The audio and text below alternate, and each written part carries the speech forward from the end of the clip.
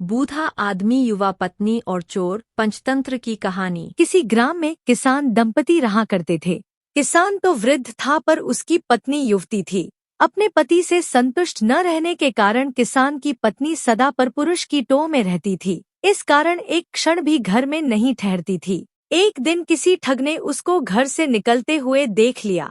उसने उसका पीछा किया और जब देखा कि वह एकांत में पहुंच गई तो उसके सम्मुख जाकर उसने कहा, देखो, मेरी पत्नी का देहांत हो चुका है। मैं तुम पर अनुरक्त हूँ, मेरे साथ चलो। वह बोली, यदि ऐसी ही बात है तो मेरे पति के पास बहुत सा धन है। वृद्धावस्था के कारण वह हिलडुल नहीं सकता। मैं उसको लेकर आती हूँ, जिससे कि हमारा भविष्य सुखमय बीते। ठीक है, जाओ। कल प्रातःकाल इसी समय इसी स्थान पर मिल जाना। इस प्रकार उस दिन वह किसान की स्त्री अपने घर लौट गई। रात होने पर जब उसका पति सो गया तो उसने अपने पति का धन समेटा और उसे लेकर प्रातःकाल उस स्थान पर जा पहुंची। दोनों वहां से चल दिए। दोनों अपने ग्राम से बहुत दूर निकल आए थे कि तभी मार्ग में एक गहरी नदी आ गई। उस समय उस ठग के मन में विचार आया कि इस औरत को अपने साथ ले जाकर मैं क्या करूंगा, और फिर इसको खोजता हुआ कोई इसके पीछे आ गया तो वैसे भी संकट ही है।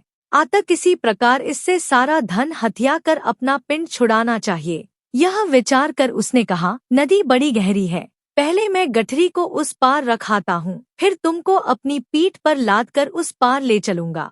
दोनों को एक साथ ले चलना कठिन है। ठीक है, ऐसा ही करो। किसान की स्त्री ने अपनी गठरी उसे पकड़ाई तो ठग बोला, अपने पहने हुए गहने कपड़े भी दे दो, जिससे नदी में चलने में किसी प्रकार की कठिनाई नहीं होगी और कपड़े भीगेंगे भी नहीं। उसने वैसा ही किया। उन्हें लेकर ठग नदी के उस पार गया तो फिर लौट कर आया ही नहीं। वह औरत अपने कुकृत्यों के कारण कहीं की नहीं रही। सीख, अपने हित के लिए गलत कर्मों का मार्ग नहीं अपनाना चाहिए।